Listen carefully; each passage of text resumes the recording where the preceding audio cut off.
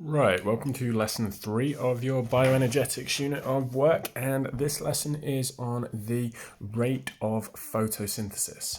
So, if you want to start on page 21 of your booklet and have a little look at the knowledge check that runs over page 21 and 22, go back over your work from the last couple of lessons, pause the video and see if you can have a go at answering these questions. Once we've done that, we'll unpause the video and you can go through them, mark them, correct what you do. Obviously, if you've not got a printed booklet or a digital copy of the booklet, feel free to use your own notebooks to write down the questions and write down the answers and correct it as that and make your own notes in. Otherwise, let's pause the video now and start. So, hopefully you've unpaused the video because you've had a go at the knowledge check questions. So let's just go through the answers. So state 2 uses of glucose. So you might have put something like storage, making proteins, and respiration. State 2 storage molecules of glucose. So glucose can be combined into polymer units of starch or cellulose in order to be stored. Identify 4 components that are needed for photosynthesis. So remember, we need CO2, carbon dioxide, we need water, H2O, we need chlorophyll, and light. All of these are essential for photosynthesis to be able to occur. What does endothermic mean? So, endothermic means absorbs energy. So it absorbs energy from the surroundings.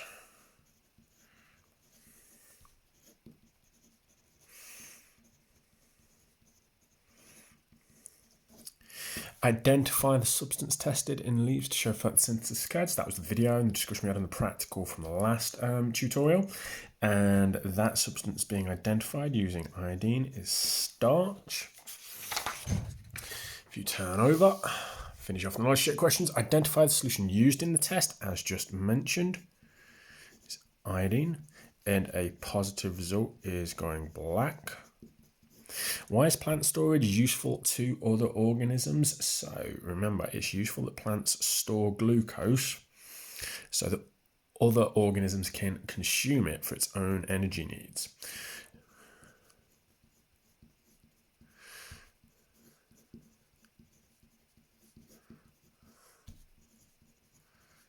In order to carry out respiration themselves.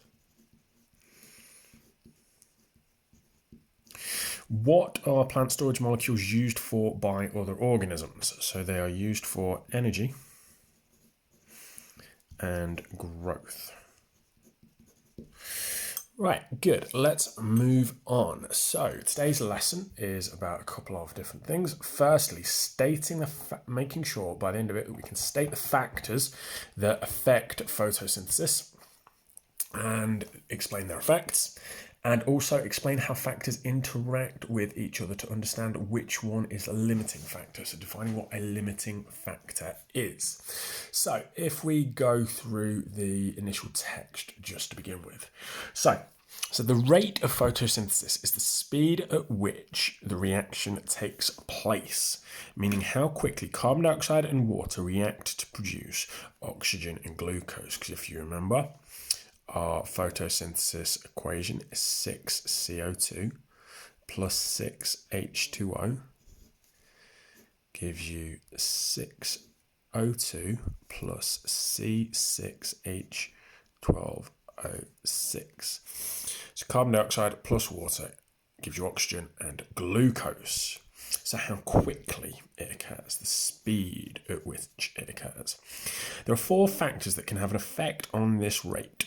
As I mentioned, their light intensity, also temperature, concentration of carbon dioxide, and amount of chlorophyll.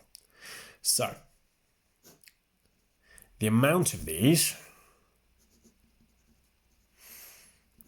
can either make photosynthesis occur quicker or slower,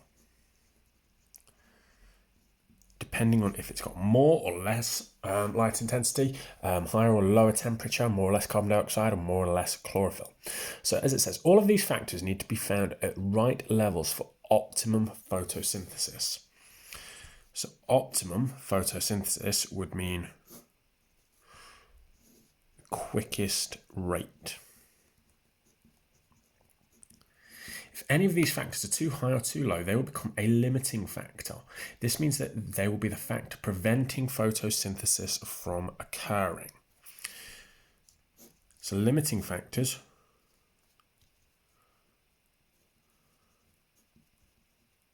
control photosynthesis.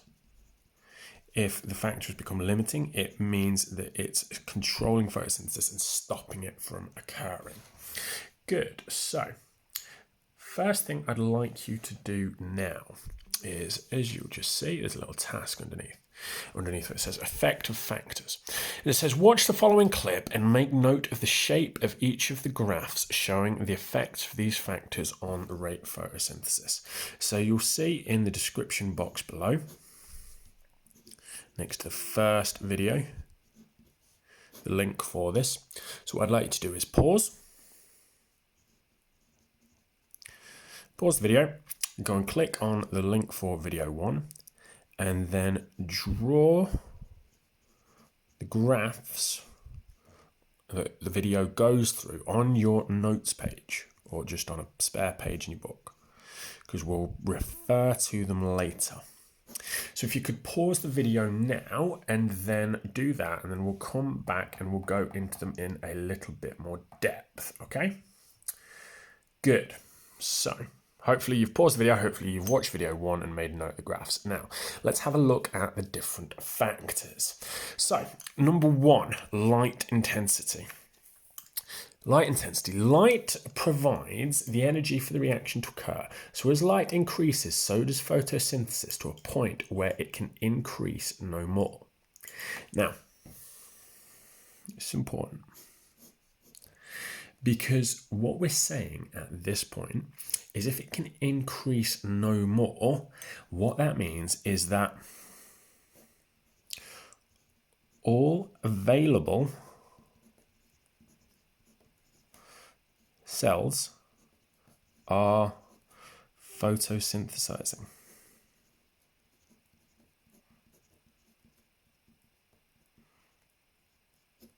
All available cells are photosynthesizing. There are no more left available to photosynthesize because all of them are using the light that's being presented to them. So, next one. Temperature.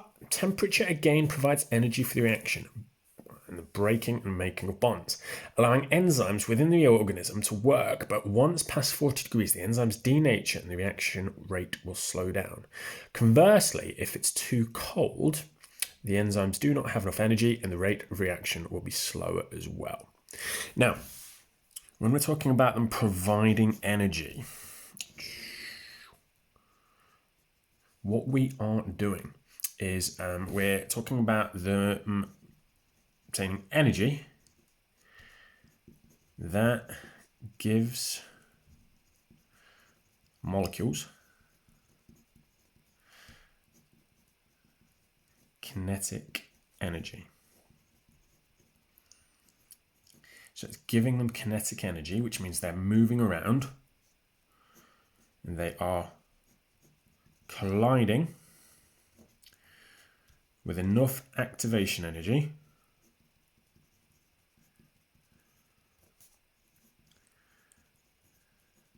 to either break or make bonds. Okay? Now, as it says, enzymes within the organism work, but once past 40 degrees Celsius, the enzymes denature. So 40 degrees Celsius you might describe as the optimum temperature for photosynthesis, else enzymes that are part of the process denature.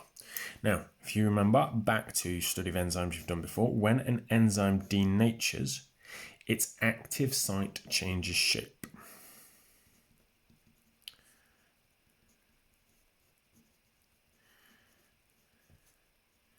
so it can no longer bind to specific molecules and make or break bonds between them. Good, let's move on to the last two. Concentration of carbon dioxide levels. Now, carbon dioxide is a reactant required for photosynthesis. If it is not present, then photosynthesis does not occur. And the reason why that is pretty simple. As there would be nothing to react. Can't have a reaction without reactants. However, just as with light intensity, if it does not increase continuously, it reaches a peak and then the rate stops increasing. And the reason why the rate stops increasing, because all cells are working, as in all cells are carrying out photosynthesis. And then finally, chlorophyll. If the plant is healthy, then the rate of photosynthesis will be affected by other factors. If a plant is diseased or deficient, then the amount of chlorophyll could be affected, which will in turn affect the rate of photosynthesis. Now, plant diseases that can affect the rate of photosynthesis, you looked at this as an infection response before, are diseases such as tobacco, mosaic virus, and rose black spot.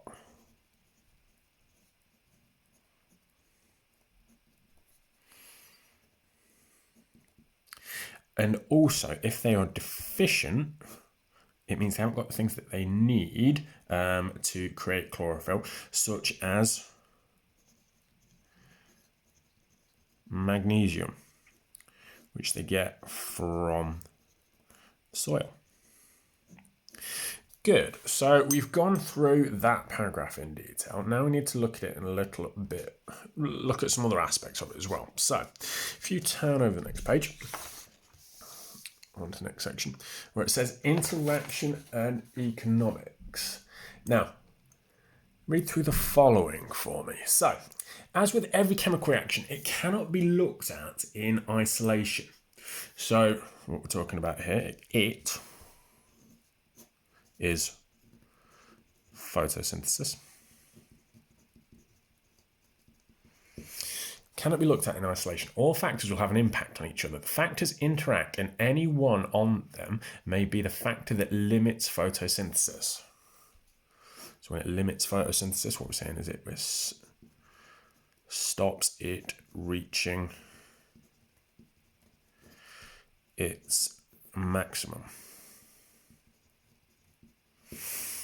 Knowing how these factors interact and the optimum conditions will enable cost-effectiveness and maximum conditions to be reached with both agriculture and horticulture. Greenhouse conditions can be manipulated to maximize plant growth by optimizing factors, i.e. artificial light at night, increased levels of carbon dioxide, ventilation to prevent overheating in summer, and heating to prevent freezing in winter. Also, being in a greenhouse will prevent animal pest and most diseases. This means, although the farmer will have to pay costs for the conditions, his crop should grow better and therefore give him a higher yield and higher profit. So when we're talking about yield, we're talking about amount. And so, therefore, it could be more economical to grow plants in artificial conditions created by a greenhouse than in natural conditions. So higher profits would mean that it is more economical. So there are more costs involved, but more rewards involved than if you did it just outside, i.e. you get more crops. Good. There's a further aspect of photosynthesis that's important to bear in mind, and this links a little bit to what we were looking at when we were talking about light intensity and the effect of light intensity on photosynthesis. We'll be looking at this in a practical as well. Next lesson, one of the required practicals that you need to know. So, what I'd like to do now, again, is pause the video, And in the description box below, can you have a look at video 2 for me? You might want to make some of your own notes on it, on your notes page. Once you've done that, you can unpause the video and we'll come back to it and we'll just explain this idea of inverse square law. Right, hopefully you've gone through video 2 and you've had a little look at inverse square law. Can't get my words out, and made your own notes. So this question says, how does the inverse square law relate to photosynthesis? So you might have made your own notes below, but we'll go through it here just together. Inverse square law states that light intensity is inversely proportional to the square of the distance from the light source.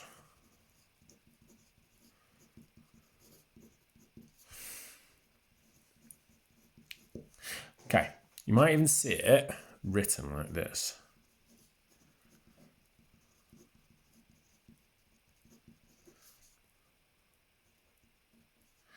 So a little symbol like this, inversely proportional to. Okay, 1 over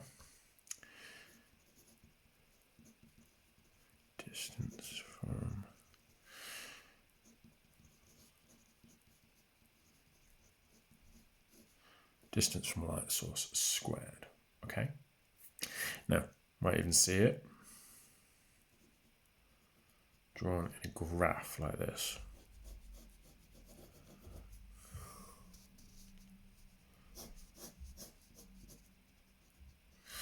Where here we've got light intensity, and here we've got distance. You might see shape in the graph like this. Now, what does this mean? How does this relationship compare to the results from the light intensity experiment that we looked at? And the simple fact is that further away from light source, the less the light intensity, which means the less the rate of photosynthesis.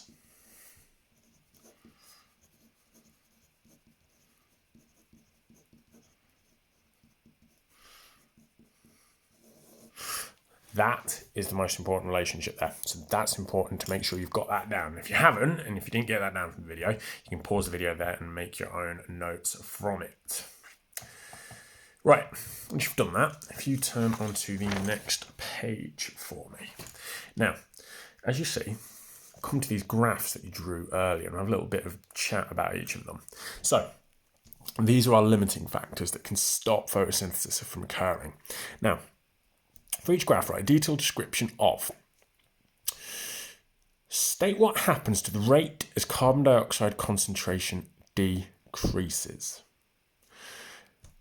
So as carbon dioxide concentration decreases, what happens to the rate of photosynthesis?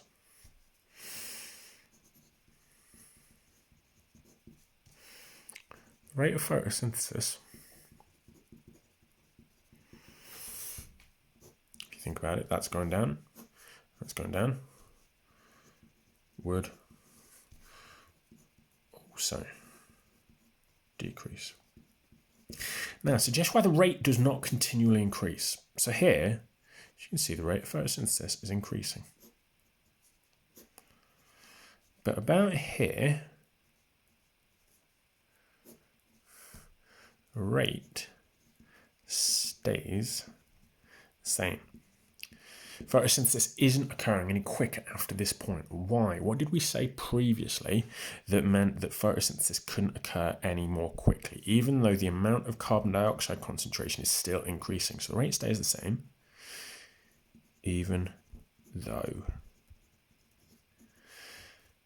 And you might see CO2 in brackets like that, just means concentration, even though the concentration of CO2 is increasing still. Now, the reason why that happens is because all available cells are carrying out photosynthesis. Good. Right, have a look at the next one. So the next one is about temperature. So state what happens to the rate as the temperature decreases. So as temperature gets less, what happens to the rate of photosynthesis? Again, the rate of photosynthesis also decreases.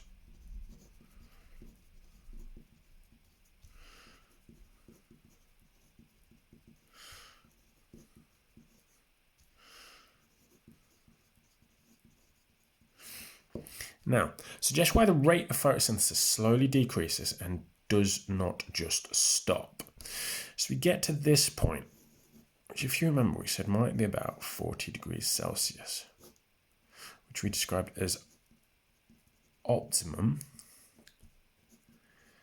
temperature for enzymes involved in the reaction.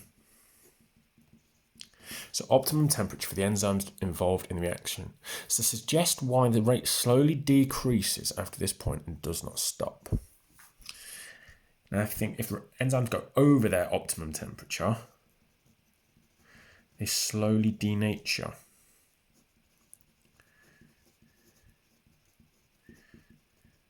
And as they slowly denature, photosynthesis decreases and decreases until here there's no reaction.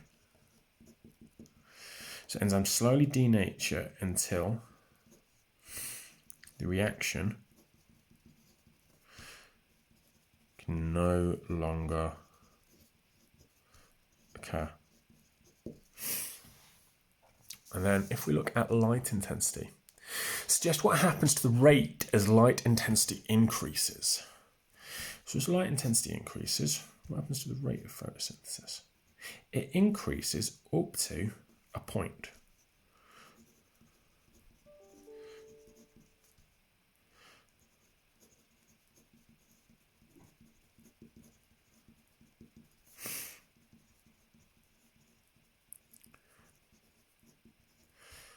So rate of photosynthesis increases up to a point, and then it stays the same. So suggest why the rate does not continually increase. Why does it stay the same after this point? It's the same idea as when I'm talking about carbon dioxide concentration, because all available cells are photosynthesizing. There's no more available cells to photosynthesize. And then suggest why there's no graph for concentration of chlorophyll. Because you can't change the concentration of chlorophyll within inside a plant once it's grown. So the concentration of chlorophyll stays the same.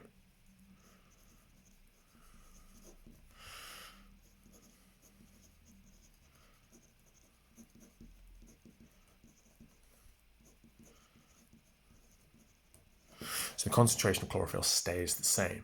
Good, so we've now had a look at those graphs in a bit more depth. Now, if you have a look at the next page, there's a few more exercises involved that apply some of the ideas we've just been talking about. So, look at the graphs below and answer the questions about them. The green line shows the reaction at 0.8 concentration of carbon dioxide, and the pink line shows the reaction at 0.08 carbon dioxide concentration. State the limiting factor.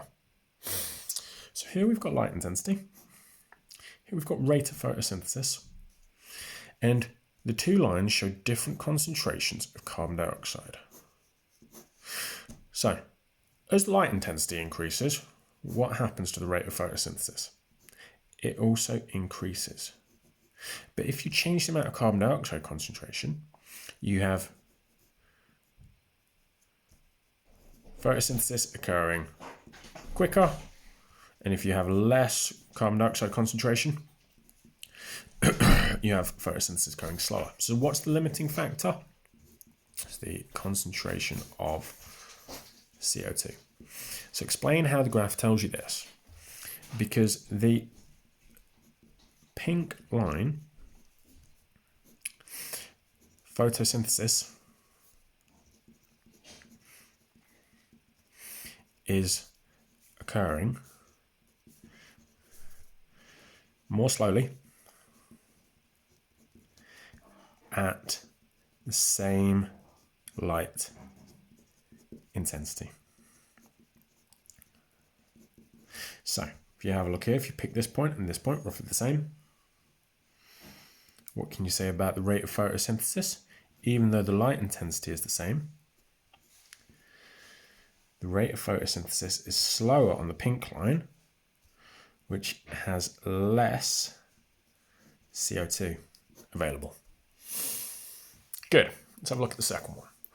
So the blue line shows the reaction at 30 degrees Celsius and 0.8% concentration of carbon dioxide, and the green line shows the reaction at 30 degrees Celsius and 0.08 carbon dioxide concentration. State the limiting factor for this graph and explain how this graph tells you. It's the same idea. Is the temperature different? No, temperature is the same.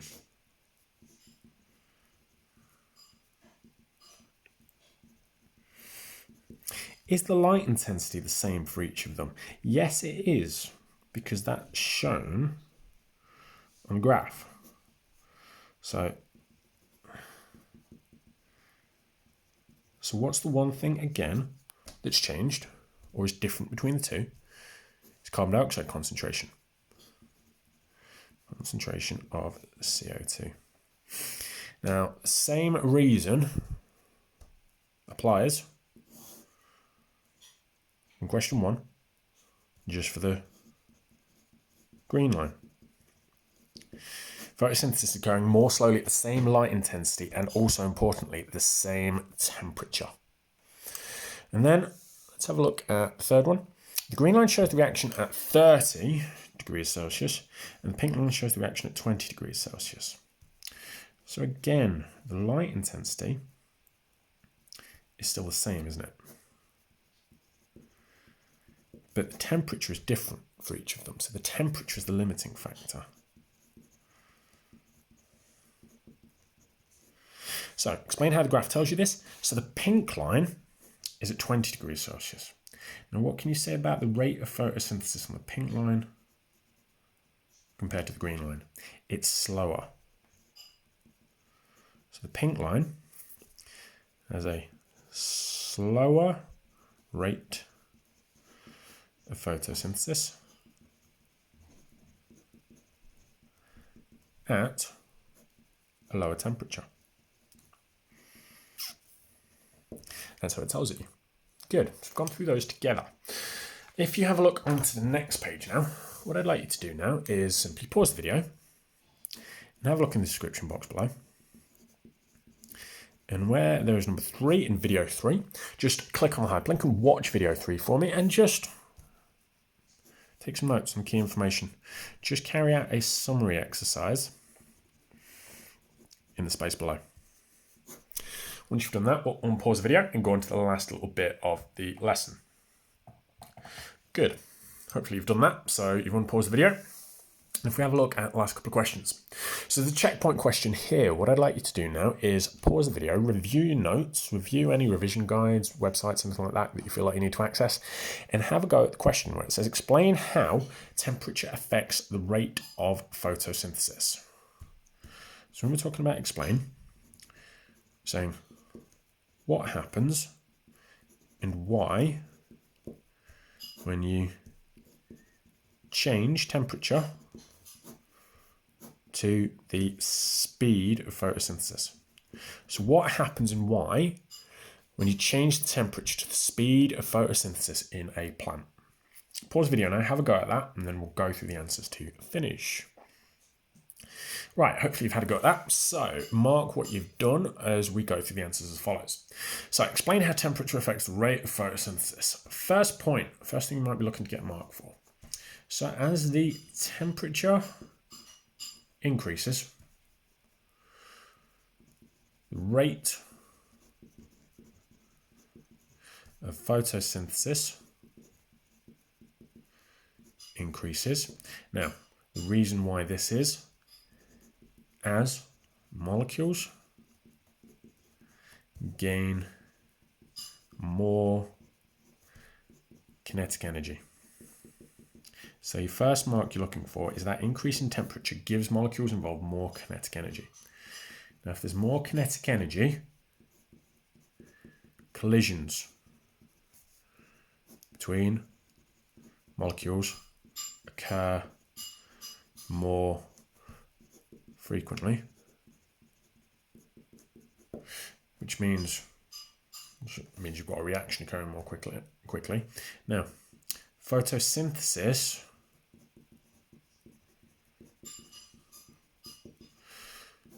requires enzymes.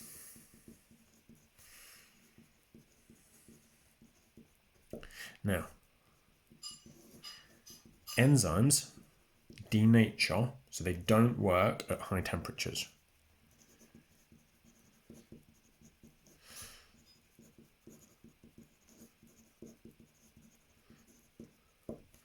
So as the temperature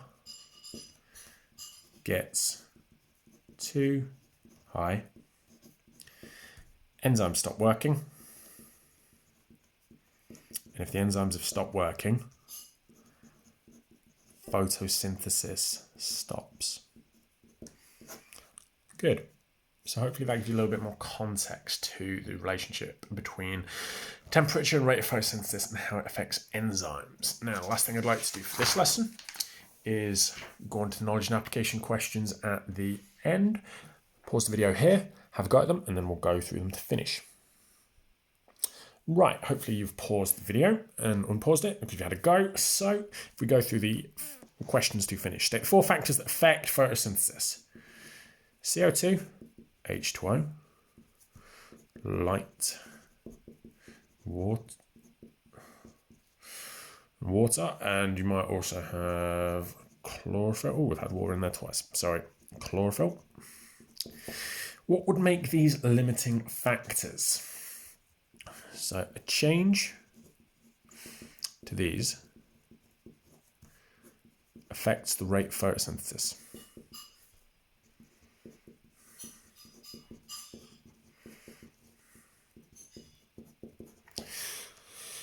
These factors only work in isolation. Do they only work by themselves, or do they collectively have an impact on plants' ability to photosynthesize? So it's false. They have that collective ability to have an impact on plants' photosynthesis ability. Suggest what might affect the concentration of chlorophyll. One of the things, two things we said were diseases and deficiencies, specifically in minerals. One of the diseases we mentioned was TMV, tobacco mosaic virus.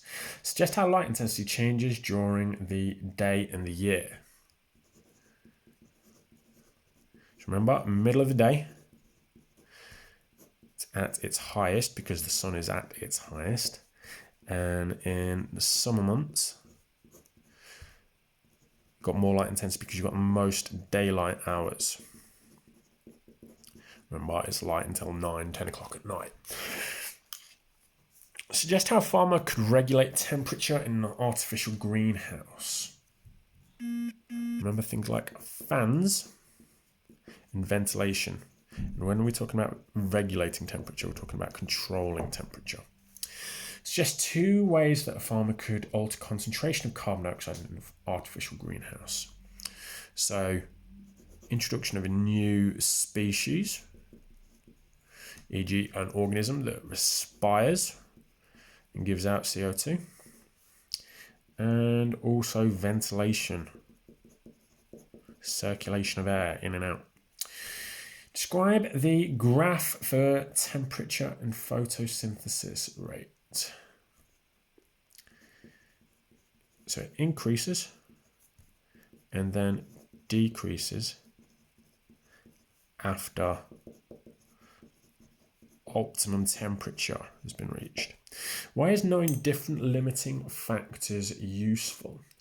And that's useful so that there are different possible ways to affect and maximize the rate of photosynthesis.